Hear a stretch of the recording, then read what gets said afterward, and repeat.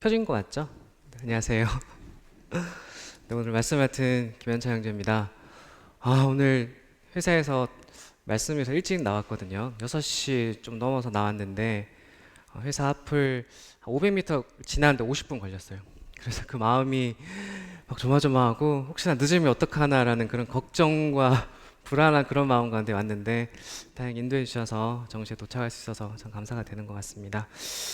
음, 지난주 일요일이었습니다. 일요일이었던 12월 20일까지 약 한 달 정도 주유소에서 서로에게 깊은 관심을 가지고 또 서로 돌아와 보기 위해서 그리고 함께 기도하기 위해서 그리고 그 관심을 구체적으로 이렇게 표현하기 위해서 그 만니또를 저희가 진행했었거든요.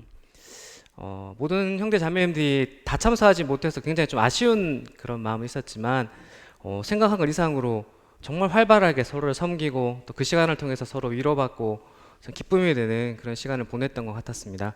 특별히 그 코로나로 인해서 저희가 마지막 그 나누는 시간을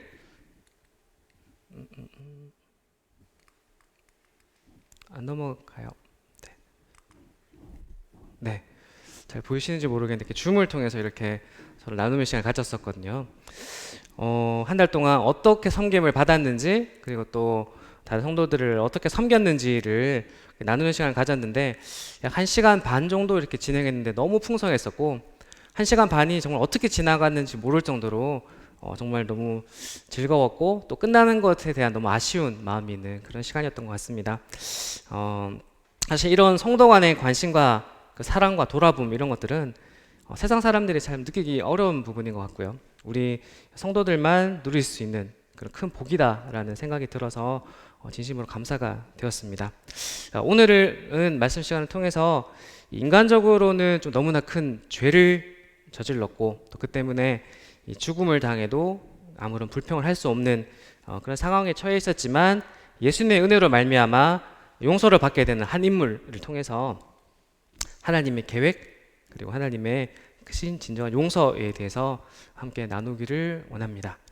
오늘 본문 말씀은 성경 말씀 중에서 가장 짧은 그런 장을 가지고 있는 빌레몬서를 가지고 오늘 진정 용서에 대해서 함께 나눌 예정입니다. 이 본문 말씀 읽기 전에 이 빌레몬서가 쓰여진 이 배경 그리고 에 대해서 간단하게 조금 설명을 드리고 본문 말씀으로 들어가겠습니다.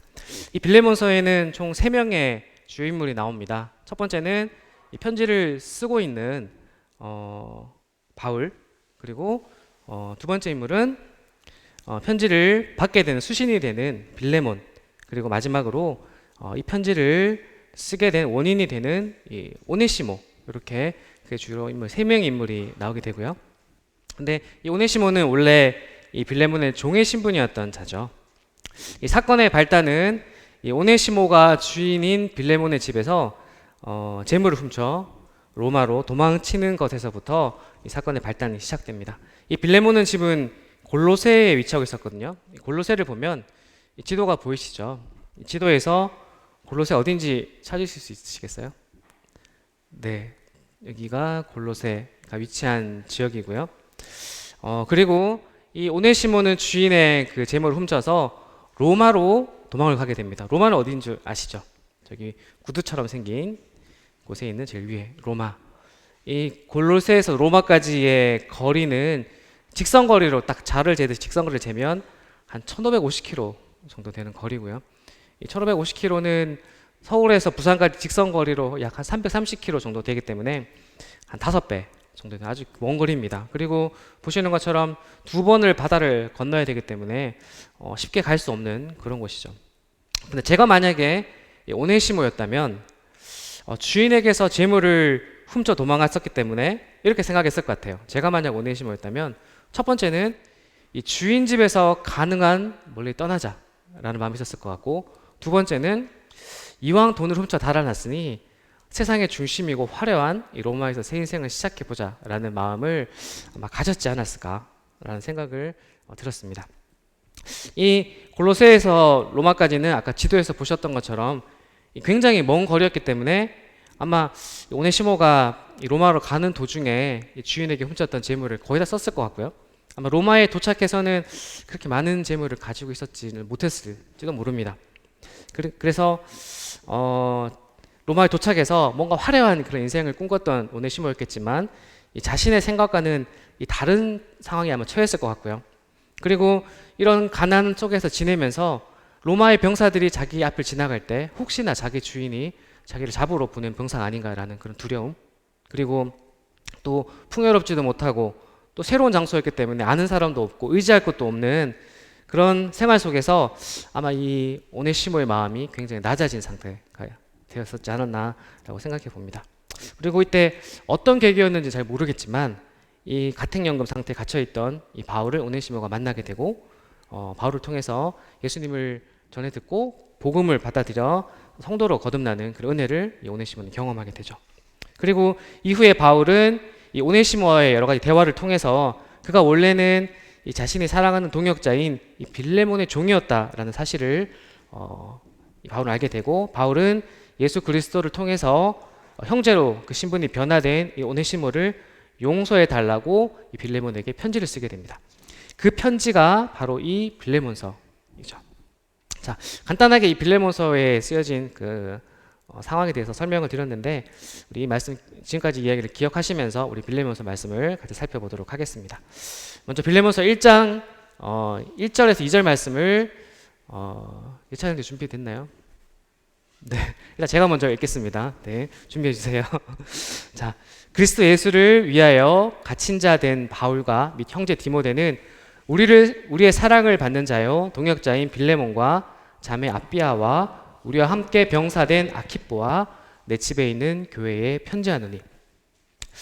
이 바울은 이 자기 자신을 뭐라고 표현하고 있나요? 그리스도 예수를 위하여 갇힌 자, 그리스도 예수를 위하여 갇힌 자 된 바울이라고 자기를 이렇게 표현하고 있습니다. 소개를 하고 있습니다.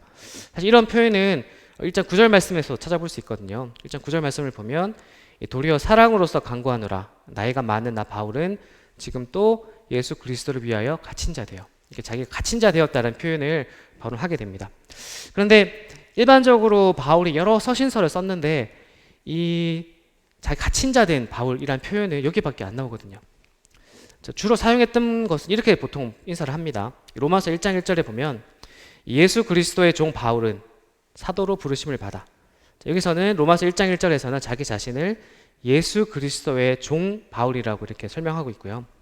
그리고 사도로 부르심을 받은 자, 이렇게 표현을 하게 됩니다. 이런 표현은 이후에도 뭐 빌립보서라든가 뭐 디도서, 뭐 고린도전서, 갈라디아서에서도 동일하게 예수 그리스도의 종 또는 사도로 부르심을 받은 자, 이렇게 자기를 표현하고 있고요. 그리고 에베소서에 보면은 에베소서에서는 하나님의 뜻으로 말미암아 그리스도 예수의 사도된 바울, 여기서는 그리스도 예수의 사도된 바울이라고 자기를 소개하고 있습니다. 이런 표현은 뭐 고린도 후서, 그리고 골로새서, 디모데 전서에서도 동일하게 이렇게 자기를 소개하고 있거든요. 그렇다면 왜 바울은 유독 이 빌레몬서에서만 그리스도 예수를 위하여 갇힌 자 된 바울이라고 자기 자신을 표현하고 있을까를 곰곰이 생각해 봤습니다. 이 빌레몬서 8절에서 10절 말씀을 잠깐 좀 살펴보겠습니다. 예찬님 읽어주시겠어요? 이러므로 내가 그리스도 안에서 아주 담대하게 내게 마땅한 일로 명할 수도 있으나 도리어 사랑으로서 간구하노라 나이가 많은 나 바울은 지금 또 예수 그리스도를 위하여 갇힌 자 되어 갇힌 중에서 낳은 아들 오네시모를 위하여 내게 간구하노라. 아무도 이 빌레몬서가 다른 서신들처럼 만약에 교회에 발생한 어떤 문제를 뭐 바로잡고자 이렇게 사도의 권위를 통해서 이렇게 쓰여진 편지라면은 앞에서처럼 뭐 이렇게 그렇게 표현을 썼겠지만은, 이 빌레몬서 같은 경우는 빌레몬 개인에게 사적으로 이 오네시모의 용서를 구하는, 그리고 간구하는 내용으로 썼기 때문에 아마도 현재 자신이 처해 있는 이런 상태, 그리고 인간적으로 나약한 모습을 예를 들어서 나이가 많고 또 갇힌 자 되었고 이렇게 표현한 게 아닌가라고 생각해 보게 됐습니다. 계속해서 1장 2절 1절에 2절 말씀 다시 한번 살펴보면 이 1절에서 이 편지의 수신이 되는 빌레몬에 대해서 언급을 하고 있죠. 그리고 2절에서 자매 아비와 그리고 우리와 함께 병사된 아키포라는 인물을 언급하고 있는데, 일반적으로 주석들을 찾아보면 이 자매 아비아는 이 빌레몬의 아내이고, 그리고 우리와 함께 된 병사 아키포는 이 빌레몬의 아들이라고 이렇게 많이 소개를 하고 있습니다. 저는 이 말씀을 보면서 야, 이 가정 진짜 축복받은 가정이다 라는 생각이 가장 먼저 들었거든요. 이 부모는, 아버지는 우리의 사랑을 받는 동역자라고 이렇게 표현을 하고 있고, 그리고 그 아내는 자매라고 이렇게 구원받은 자매로 표현하고 있으며, 그 다음에 그 자녀 아키포는 우리와 함께 병사 또는 다른 성경에서는 군사된 자라고 이렇게 표현되고 있습니다. 특별히 이 아키포를 표현할 때 이렇게 군사라고 이렇게 표현하고 있는데, 일반적으로 군사라는 표현은 복음을 전파하는데 방해하는 자 또는 뭐 그리스도와 하나님을 대적하는 자들하고 싸우는, 대항하는 자를 의미하고요. 특별히 이 바울의 선교 사역에서 이 바울을 도와주고 함께 박해와 시련을 당하는 가운데서도 신실하게 믿음을 가진 자를 일반적으로 군사라고 바울이 표현했습니다. 그래서 이 한 가정이 모든 구성원들이 하나님 안에서 온전히 쓰임받고 있고, 그리고 이런 가정이 정말 축복받은 가정이라는 생각이 들어서, 저희 가정도 이런 가정이 되면 얼마나 좋을까. 정말 다른 사람들로부터 우리 스스로 이렇게 하는 게 아니라 다른 사람들이 우리를, 다른 성도들이 우리 가정을 바라볼 때, 저 현찬 형제는 어떻고, 또 저희 자매는 어떻고, 저희 자녀들은 좀 하나님의 군사로서 쓰임받고 있는 가정이다라는 그런 이야기를 듣는 가정이 되고 싶다라는 그런 마음이 강하게 좀 들었습니다. 자, 그리고 그 다음에 말씀을 계속 보면은 내 집에 있는 교회에 편지하노니라고 이렇게 표현되어 있거든요. 사실 이 빌레몬의 집이, 이것은 가정에서 있는 가정교회였다는 것을 우리는 이 말씀을 통해서 알 수 있습니다. 현재 빌레몬의 집에 모이고 있는 이 교회가 사실 에바브라를 통해서 세워진 골로새 교회가 이 빌레몬 집에서 모이고 있었고요. 근데 사실 가정을 개방하는 게 쉬운 일일까요? 사실 그 생각이 들었습니다. 이 빌레몬이라는 사람이 자기 자신의 집을 개방해서 교회로 이렇게 자기 집을 모이게 할 정도로 이렇게 하는 것은 결코 쉬운 일이 아니다라는 생각이 듭니다. 물론 뭐 빌레몬이 종과 노예를 둘 정도로 부유했었고, 또 교회로 이렇게 세워 쓸 수 있을 만한 큰 홀을 가지고 있을 만큼 부유한 자였지만, 재정적으로 아무리 부유해도 그 마음속에 이 주님을 향한 헌신, 그리고 성도들을 향한 진정한 섬김의 마음이 없으면은 결코 자신의 집을 개방할 수 없을 거거든요. 사실 저희 이 모임, 저희 교회의 가장 큰 자랑거리, 내세울 만한 것이, 저는 이 가정의 개방, 그리고 이 성도 간의 섬김이라는 그런 마음이 듭니다. 이 성도들의 교제를 위해서 자신의 가정을 개방을 하게 되고, 일요일 날 오후를 마치고 그냥 자기 집으로 다 오라고, 같이 교제 나누자라고 이렇게 자연스럽게 얘기를 하고, 또 성도들도 기쁨으로 그렇게 가서 함께 교제 나누는 모습이 우리 모임의 가장 큰 장점이고, 또 그렇게 교제 나눌 수 있다는 것이 우리가 가진 이 구원받은 성도의 누릴 수 있는 특권이다라는 그런 생각을 해봤습니다. 세상 사람들은 집에 초대 잘 안 하거든요. 정말 친해지고 정말 가까워지지 않은 이상 절대 가정 개방 안 합니다. 제가 아는 사람이 몇 년 동안 같이 지냈었는데 그 집 앞에 갔어요. 근데 집에 못 들어가게 하더라고요. 집 문 앞에서 기다리라고. 그런 경우도 해봤었어요. 그래서 성도가 누군가를 초대하는 것들이 얼마나 큰 기쁨인지를 다시 생각했었고요. 사실 우리 성도 간에는 처음 만난 사람도 집에 초대하잖아요. 누군지 모르는데 청거사 하나 들고 온 성도를 기쁨으로 맞이하게 되고, 그 성도에게 어쩔 때는 집에서 같이 잠을 자고 교제를 나눌 수 있는 그런 마음이 성도에게 주어진 특권이라는 생각이 들었습니다. 저는 사실 그런 은혜를 너무 많이 받았기 때문에 그 받은 은혜를 최대한으로 성도님들에게 나눠주고 싶은 그런 소망이 있습니다. 지금 코로나 때문에 모이지 못하지만 코로나 끝나면은 여기 계신 모든 성도님들이 저희 집에 오셔가지고 같이 교제 나누는 그날을 좀 소망하고 있습니다. 자, 다시 이제 빌레몬에 대해서 좀 다시 생각을 해보면, 이 앞에서 말씀드렸던 이 자기 집을 교회로 개방한 것을 바탕으로, 그리고 이 빌레몬이 주님 안에서 얼마나 헌신된 자인지, 그리고 주님과 성도들을 사랑하였는지를 그 집을 개방한 것으로 알 수 있었어요. 근데 아마도 이 바울은 이러한 빌레몬의 마음에 대해서 누구보다 잘 알고 있었다라고 이렇게 생각이 듭니다. 그래서 그 당시의 사회적 관념으로는 도저히 불가능한, 즉 이 주인에게 피해를 끼치고 도망친 이 종을 용서해 달라라는 편지를 아마 보낼 수 있었던 게 아닌가 이렇게 생각이 들었습니다. 이 빌레몬의 이름의 뜻을 보시면은, 저는 이 이름의 뜻을 보고 이렇게 이름과 그 사람의 행실이 잘 어울리는 사람이 또 있을까라는 생각이 들었습니다. 이름 뜻이 혹시 뭔지 아시나요? 빌레몬. 빌레몬 이름 뜻은 애정이 깊은 또는 이 사랑을 간직한 자. 빌레몬 이름의 뜻이 사랑을 간직하자라는 이름 뜻이더라고요.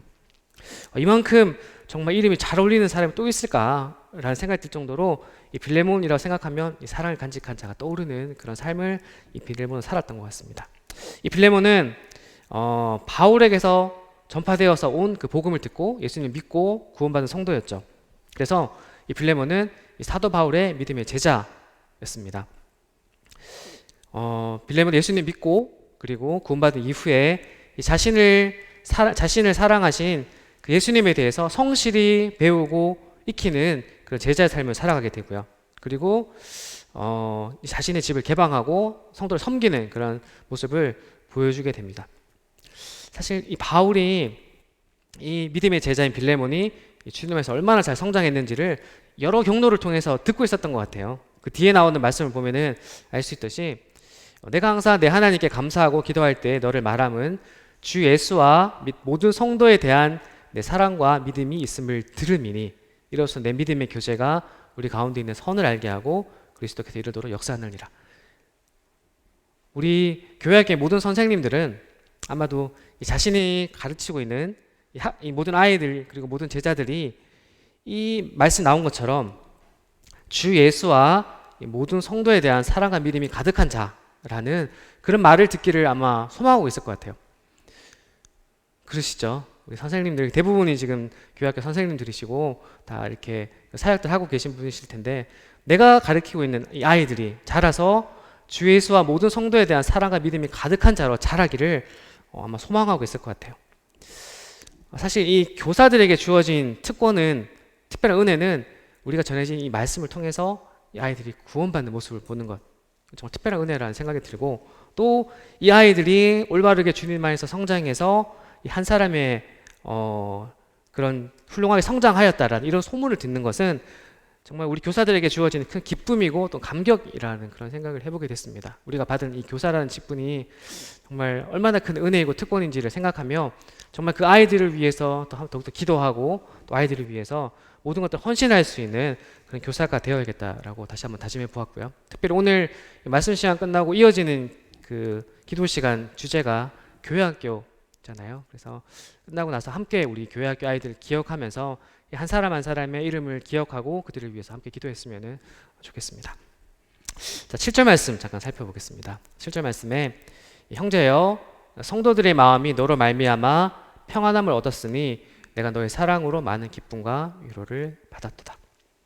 이 옥중에 있던 바울은 이 빌레몬의 사랑과 헌신으로 인해서 이 골로새 교회의 성도들의 마음이 평안하다라는 소식을 듣고 큰 기쁨과 또 위로를 이렇게 받을 수 있었습니다.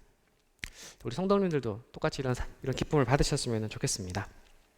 근데 이 말씀 보면서 곰곰이 좀 생각해 봤는데 나의 모습은 어떤가 생각이 들었습니다.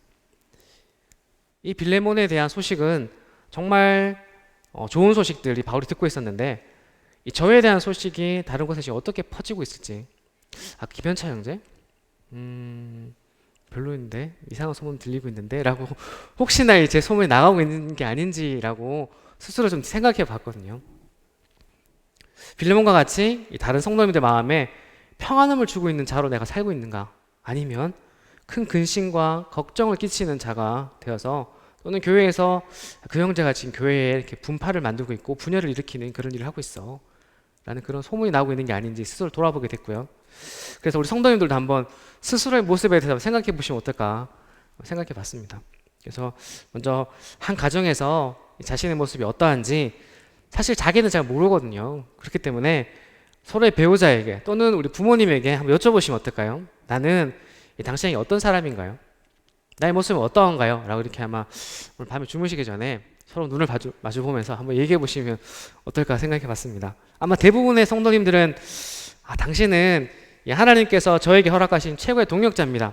정말 사랑합니다. 라는 그런 답변을 들으시겠죠? 저는 아마 들을 수 있을 것 같아요. 들을 수 있겠죠? 네. 자, 다시 빌레몬에 대해서 한번 좀 생각해 보겠습니다. 그에게는 아마도 이 오네시모 이외에도 정말 많은 종이 있었을 거라고 생각이 듭니다. 그 중에서 종이 하나였던 오네시모가 빌레몬의 재물을 가지고 도망치게 됩니다. 사실 이 시대의 이 도망친 종은 주인의 뜻에 따라서 사형에 처해져도 아무런 문제가 되지 않는 사실 되게 나약한 존재였었거든요. 그래서 아마 이 자신의 재물을 훔쳐 도망친 오네시모의 그것을 발견했을 때 빌레몬은 처음 되게 화가 났을 것 같아요. 그래서 다른 종들 또는 뭐 병사들 시켜서 이 도망친 종을 잡아오라고 이렇게 명령했을지도 모릅니다. 근데 뭐 오랜 시간 동안 찾아 헤맸겠지만 뭐 그를 발견하지 못했었고요. 설마 그가 로마까지 갔을 거라고는 꿈에도 생각 못했을 겁니다. 근데 어느 날 도망친 종이 이 바울이 쓴 편지 한 장을 들고 제 발로 자신을 찾아오게 됩니다. 여러분들이 만약 빌레몬의 마음이었다면 어떤 마음이 들었을까요? 정말 그 찾고 싶었고 정말 그에게 어떻게 해라든 그 복수를 하고 싶었을 거고 또는 그에게 큰 벌을 내리고 싶었던 그 오네시모가 먼 훗날 자기에게 시간이 지나 찾아왔어요. 편지 한 장 들고. 이 오네시모가 가지고 왔던 이 편지에 대해서 그리고 빌레몬을 향한 이 간절한 마음이 담긴 이 편지를 우리 같이 한번 읽어보도록 하겠습니다. 8절에서 20절까지 말씀이 바울이 이 빌레몬에게 향한 그 말씀인데 우리 예찬 형제가 읽어주시겠어요? 네. 이러므로 내가 그리스도 안에서 아주 담대하게 내게 마땅한 일로 명할 수도 있으나 도리어 사랑으로서 간구하노라. 나이가 많은 나 바울은 지금 또 예수 그리스도를 위하여 갇힌 자 되어 갇힌 중에서 낳은 아들 오네시모를 위하여 내게 간구하노라. 그가 전에는 내게 무익하였으나 이제는 나와 내게 유익함으로 내게 그를 돌려보내노니 그는 내 신복이라. 그를 내게 머물러 있게 하여 내 복음을 위하여 갇힌 중에서 내 대신 나를 섬기게 하고자 하나 다만 내 승낙이 없이는 내가 아무것도 하기를 원하지 아니하노니 이는 너의 선한 일이 억지같이 되지 아니하고 자의로 되게 하려 함이라.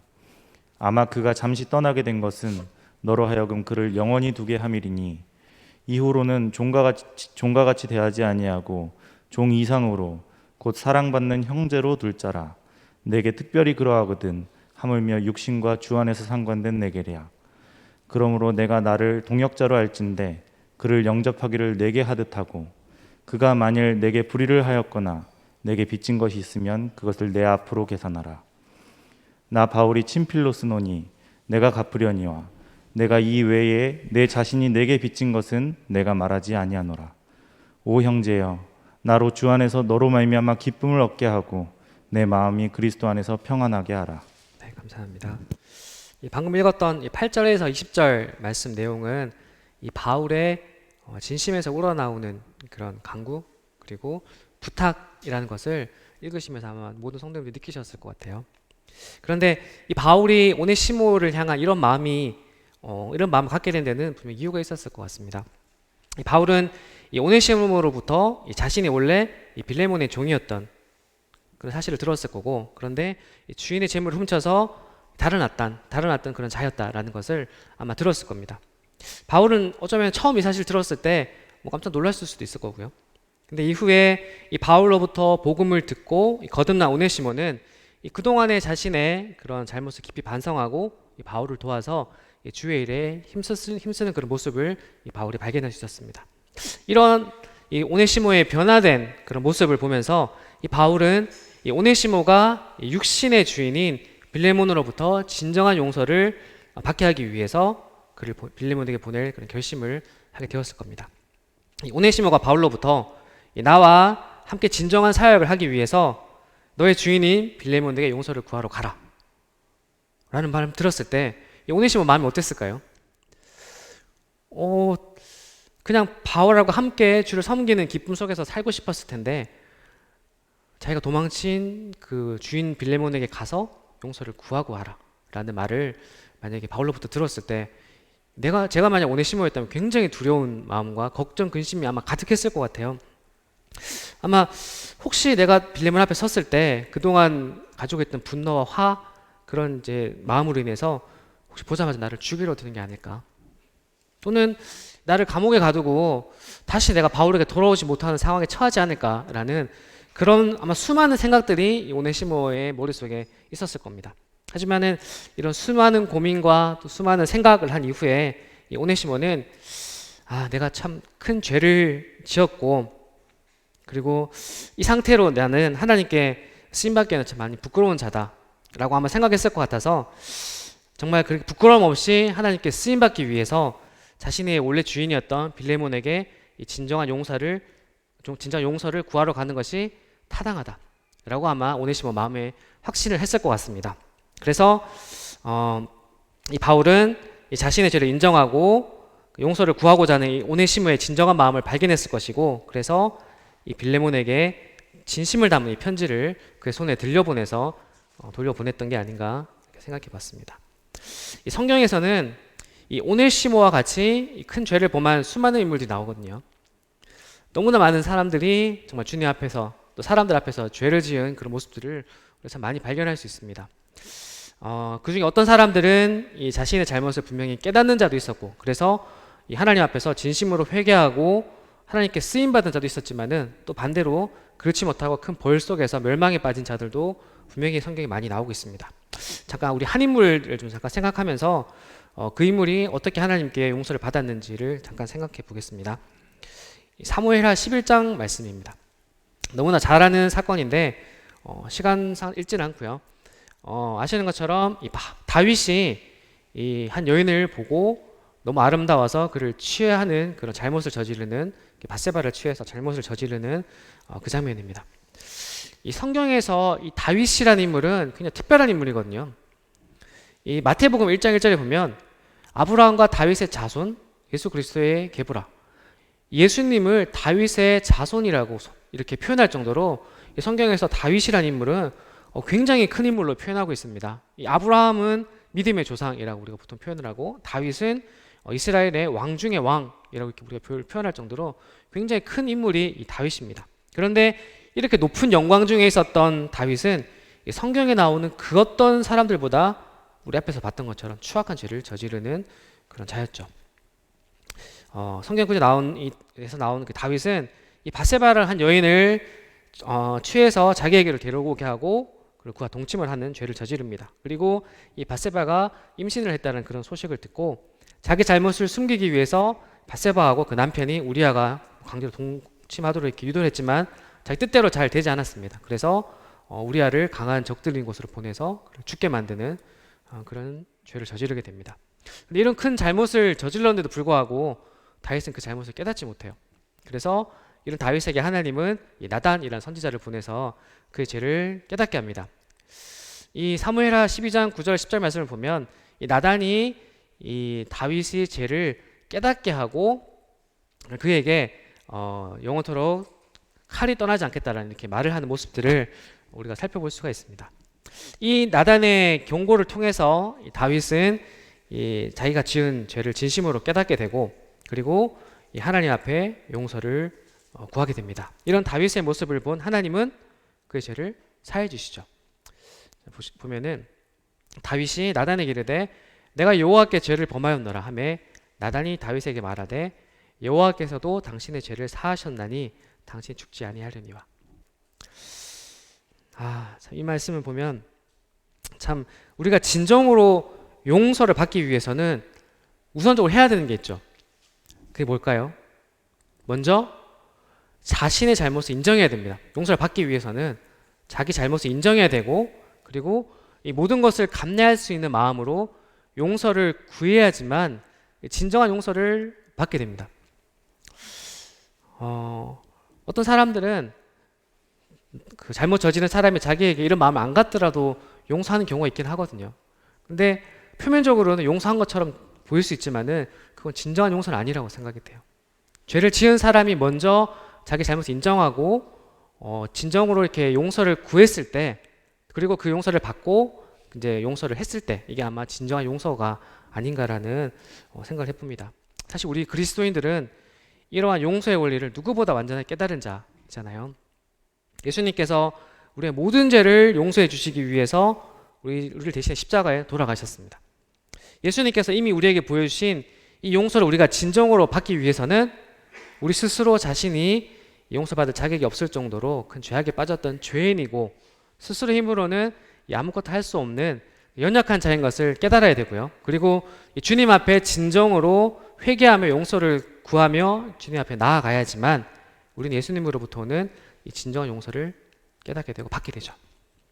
이 오네시모는 이 자신이 저지른 잘못을 분명히 깨달았을 것이고요. 그리고 그 주인 빌레몬이 자기의 그 죄값을 치르기 위해 어떻게 하든지 달게 받을 마음을 아마 가지고 있었기 때문에 이 어려운 마음이었지만 이 바울의 편지를 가지고 그 주인 앞으로 갈 수 있었을 것입니다. 이 오네시모를 발견한 이 빌레몬 어떤 기분이었을까? 다시금 생각해 봅니다. 꽤 많은 시간이 흘렀을 텐데 그가 자기에게 왔어요. 어떤 기분이었을까? 어떻게 이 빌레몬이 행동했을까?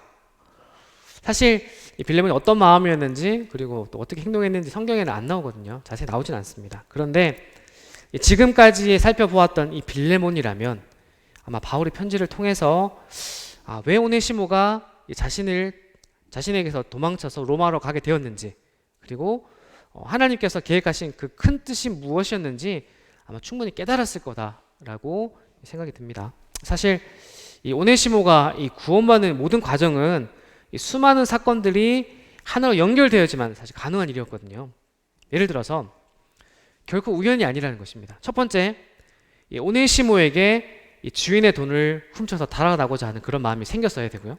그리고 두 번째는 이 목숨을 걸고 실제로 그 생각을 행동으로 옮겼어야 됩니다.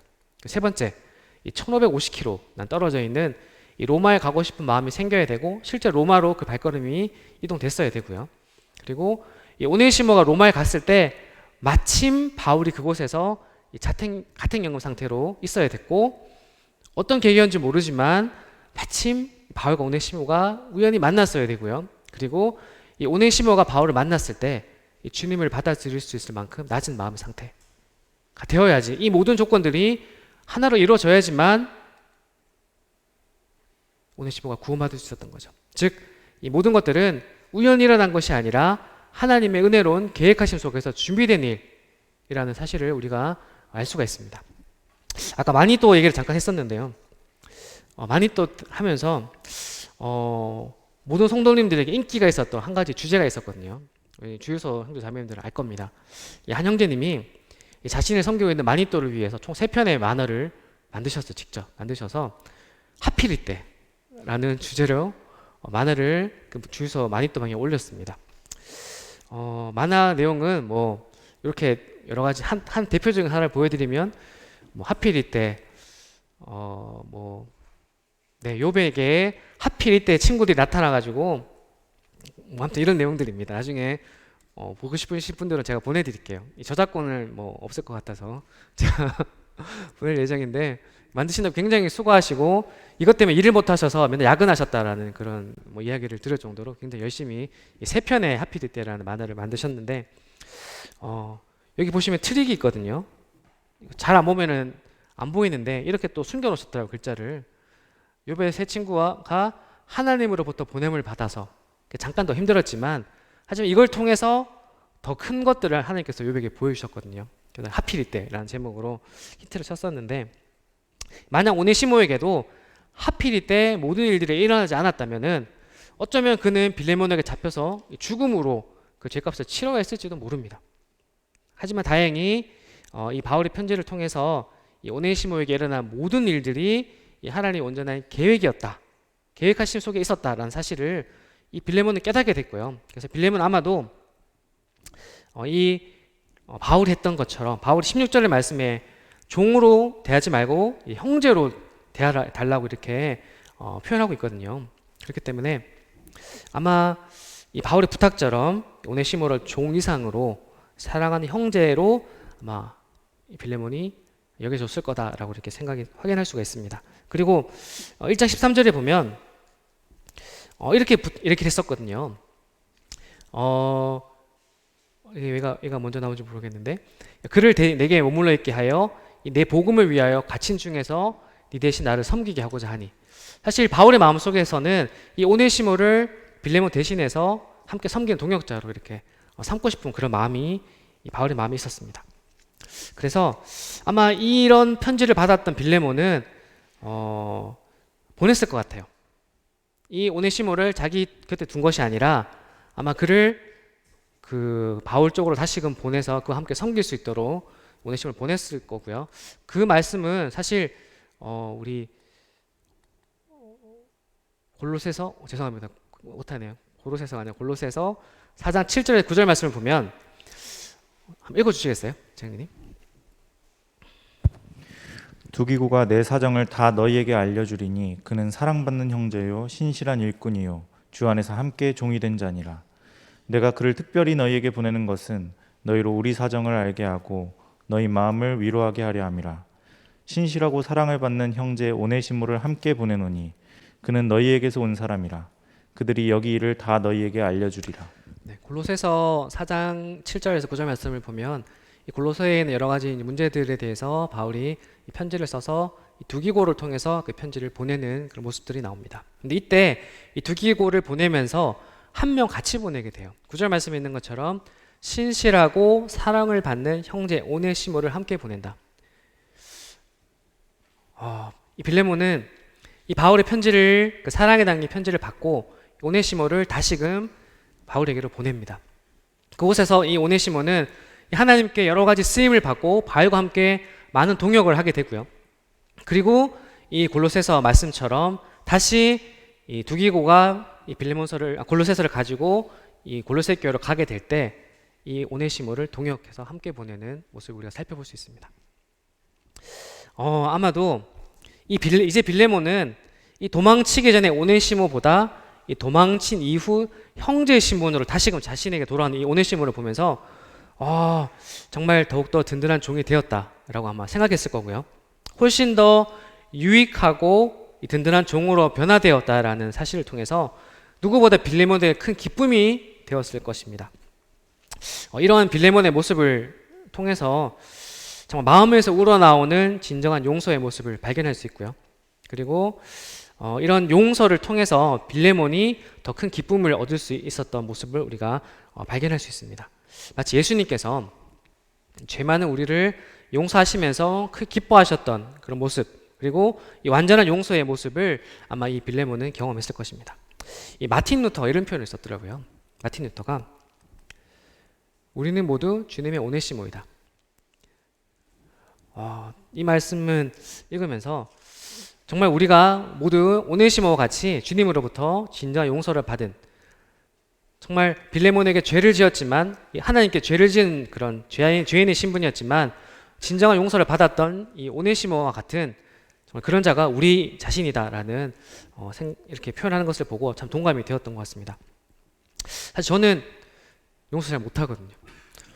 이렇게 막 누군가 이렇게 저에게 화나게 한다던가 그렇게 되면 막 불같이 이렇게 막 화가 일어나고, 벌써 중학교 때 있었던 뭐 어떤 사건이 불현듯 떠오를 때가 있거든요. 그러면 그것 때문에 화가 나요.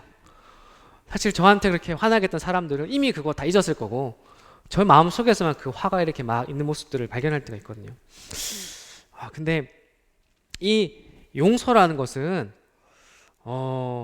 이 다른 사람을 위해서 하는 게 아니라 이 자기 자신을 자유롭게 하기 위해서 하나님께서 우리에게 허락하신 마음이 바로 이 용서가 아닌가라고 생각해 봤습니다. 이 누군가 때문에 화가 나는 마음 있으면은 제가 사실 피해자거든요. 제가 사실 마음이 힘들어지고 제 스스로 제 마음을 더 나쁜 나락으로 이끌고 가는 게 이런 분냄인데, 제가 누군가를 용서하게 되면은 제가 그런 것들을 통해서 자유롭게 되고 제가 정말 이 자유함을 얻는 모습들을 보면서 이 용서란 것은 다른 누군가가 아니라 나 자신을 위해서 하나님께서 주신 것이구나. 그리고 진정한 용서를 했을 때 정말 진정한 평안과 기쁨이 나에게 찾아오는 것이구나 라는 그런 생각을 해봤습니다. 아마 우리 성도님들도 동일한 이런 경험도 해보셨을 것 같아요. 이 빌레몬은 오네시모를 진정으로 용서한 이후에 아마 주님으로부터 오는 더 큰 기쁨, 위로를 아마 받았을 거라고 확신을 듭니다. 사실 이 사도 바울은 이 에베소서에서도 용서에 대해서 강조를 하고 있거든요. 이 4장 32절 말씀 그리고 5장 1절 2절 말씀에 보면 용서에 대해서 설명하고 있습니다. 4장에 보면 서로 친절하게 하며 불쌍히 여기며 서로 용서하기를 하나님이 그리스도 안에서 너희를 용서하신 같이 하라. 5장 1, 2절 이어지는 말씀인데 그러므로 사랑을 받는 자녀같이 너희는 하나님을 본받는 자가 되고 그리스도께서 너희를 사랑하신 것 같이 너희도 사랑 가운데 행하라. 그는 우리를 위하여 자신을 버리사 향기로운 제물과 희생 제물로 하나님께 드리셨느니라. 혹시 성도님들 가운데 누군가로 인해서 어려운 마음을 가지신 분이 혹시나 계시다면은 이 빌레몬처럼 우리를 위해 자신을 버리사 향기로운 제물과 희생 제물로 이 하나님께 드려진 예수님과 같은 그런 마음을 가지시면서 누군가를 용서해 달라라는 그런 기도를 해보시면 어떨까요? 그리고 또 반대로 이 오네시모처럼 혹시 자신의 그런 잘못 때문에 힘들어하신 분이 계시다면은 이 자신의 잘못을 인정하고 이 겸손한 마음으로 그분에게 가서 진짜 용서를 구해보시면은 어떨까라는 생각을 해봤습니다. 이러한 진정한 이 용서의 마음을 더욱더 많이 경험해 보길 소망하고 있고, 또 우리 이 송도교회에 그런 진짜 용서를 구하고 또 용서를 하는 베푸는 그런 모습들이 많이 일어난다면은 더욱더 주님의 사랑에 넘쳐나는 우리 교회가 될 거다라고 이렇게 생각이 듭니다. 마지막으로 21절에서 25절까지 말씀을 살펴보도록 하겠습니다. 네, 부탁드리겠습니다. 나는 내가 순종할 것을 확신함으로 내게 썼노니 내가 내게 말한 것보다 더 행할 줄을 아노라. 오직 너는 나를 위하여 숙소를 마련하라. 너희 기도로 내가 너희에게 나아갈 수 있기를 바라노라. 그리스도 예수 안에서 나와 함께 갇힌 자 에바브라와 또한 나의 동역자 마가, 아리스다고, 데마, 누가가 문안하느니라. 우리 주 예수 그리스도의 은혜가 너희 심령과 함께 있을지어다. 이 바울은 이 빌레몬이 어떤 마음을 가진 성도인지 사실 여러 소문들을 듣고 또 그의 심성을 알았기 때문에 확신을 하고 있었을 겁니다. 그래서 분명히 이 자신의 편지를 읽고 이 빌레몬은 이 오네시모를 진정으로 용서할 것이고, 그리고 또 바울이 말한 것 이상으로 그에게 용서를 베풀어 줄 그럴 자이다라고 확신을 가졌을 겁니다. 그리고 이 바울은 22절에서 이야기한 것처럼 이 나를 위하여 숙소를 마련하라라고 이렇게 이야기를 하는데요. 아마 이런 것들을 통해서 이 빌레몬이 실제로 어떻게 행동했는지 보고 싶은 그런 마음이 들었을 수도 있을 것 같고요. 그리고 이 빌레몬과 깊은 교제를 나누고 싶은 그런 소망이 있었기 때문에 이 자신의 숙소를 마련해 달라라고 이렇게 부탁을 하게 됩니다. 그리고 이어서 이 골로새 교회 성도들에게 이 바울 자신이 이 골로새 교회를 실제로 방문할 수 있게 기도해 달라라고 이렇게 간절한 부탁을 하게 되죠. 사실 우리가 하나님께 매일 기도를 하고 여러 가지 기도 제목을 가지고 수많은 기도를 우리가 하나님께 드리고 있습니다. 하지만 기도가 언제 응답받을지는 하나님만 아시잖아요. 하지만 하나님께서는 가장 합당한 때에 우리의 기도를 들으신다라는 것들은 우리 성도님들 이미 경험을 통해서 충분히 알고 계실 겁니다. 응답의 때가 비록 늦어질 수도 있지만 우리 기도를 지금도 듣고 계신 하나님께서는 분명히 우리 기도를 듣고 역사해 주실 거다라는 우리가 확신을 가지고 기도할 때 하나님께서 분명히 들어주실 겁니다. 아마 이 바울도 그런 기도의 모습들을 이 골로새 교회 성도들이 하기를 원했었고, 또 그들의 기도를 통해서 실제로 이들에게 방문해서 함께 교제 나누고 싶었다라는 그런 마음을 바울은 가지고 있었을 거라는 생각이 듭니다. 자, 23절부터 이 바울은 여러 명의 동역자들의 이름을 이야기를 하고 있거든요. 나와 함께 갇힌 자 에바브라.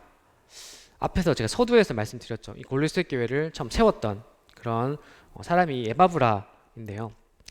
사실 우리 예전에 성도들 기억나시는 분들 계신가요? 같이 생활했었는 성도님 중에서 지금 무슨 사유로 인해서 다른 곳에 떠나 있거나 다른 곳에서 생활하거나 그런 분들에 대한 소식이 궁금할 때 저는 가끔 있거든요. 그분들 지금 어떻게 살고 있을까?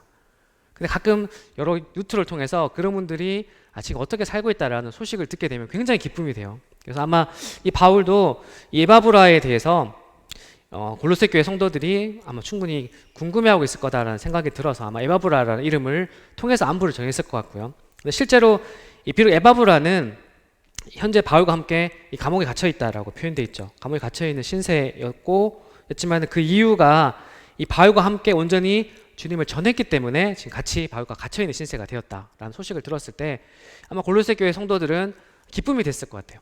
우리 교회를 개척한 교회를 같이 함께 세웠던 그 형제님이 지금 바울과 함께 주님을 온전히 전하다가 함께 고난을 받고 있다라는 소식을 들었을 때 한편으로는 걱정이 됐겠지만 또 한편으로는 그들 마음속에 기쁨이 되고 또 그들을 위해서 기도하는 그런 마음이 되었지 않았나라고 이렇게 생각이 들었습니다.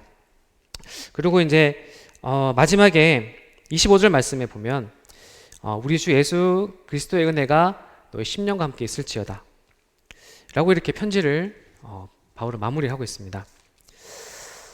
이 빌레몬서는 사실 한 장밖에 안 돼요. 1절부터 25절밖에 안 되는 짧은 글이기 때문에 아마 다 손으로 쓰더라도 20분, 30분 정도 되면 쓸 수 있을 굉장히 짧은 내용의 이 편지입니다. 근데 이 빌레몬서를 아마 수십 번 더 읽었던 것 같아요. 읽고 또 읽고 또 읽고 이 빌레몬의 마음, 그리고 바울의 마음, 그리고 오네시모의 이 마음을 이제 그 사람들 입장에 대해서 한번 생각해 봤을 때, 이 빌레몬서라는 편지가 하나님께서 우리에게 주신 큰 선물이다라는 그런 생각이 들었었고요.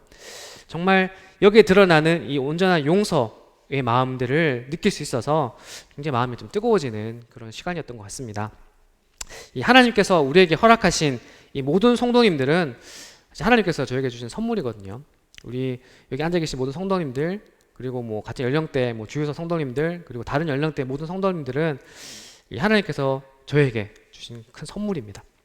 그래서 제 마음속에 혹시나 제가 누군가를 미워하거나 또는 제가 잘못으로 인해서 마음에 어려운 분이 없는지를 다시 곰곰이 생각해 봤었고요. 혹시나 그런 분들이 있으면은 정말 찾아가서 진정으로 좀 용서를 구하야겠다라는 생각을 해봤었고, 우리 성도님들도 이제 올해 이제 2020년도가 5일 정도밖에 안 남았잖아요. 일주일밖에 안 남은 이 시점에서 한 해를 한번 되돌아보시고 나서, 물론 코로나 때문에 잘 만나지 못했어요. 너무 아쉽게도 성도님들 매주 이렇게 만나서 교제 나누지 못한 그런 힘든 한 해였지만은, 혹여나 저의 이 잘못된 말이나 행동으로 인해서 혹시나 좀 마음에 어려움을 받았거나 이렇게 좀 어려움이 있는 그 성도님들이 있었던 게 아닌지를 한번 되돌아보셨으면 좋겠습니다. 그래서 남 일주일 동안 그들에게 한번 기도를 통해서 하나님께 죄를 자복하고 그분들에게 좀 나아가서, 형님 정말 죄송했습니다, 자매님 정말 저 때문에 힘드셨죠 라고 이렇게 한번 용서를 한번 구해보시면 어떨까라는 생각을 해봤고요.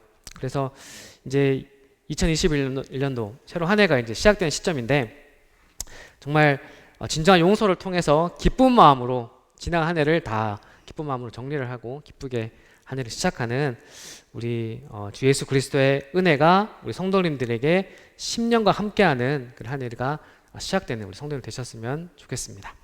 이렇게 하실 수 있으시죠?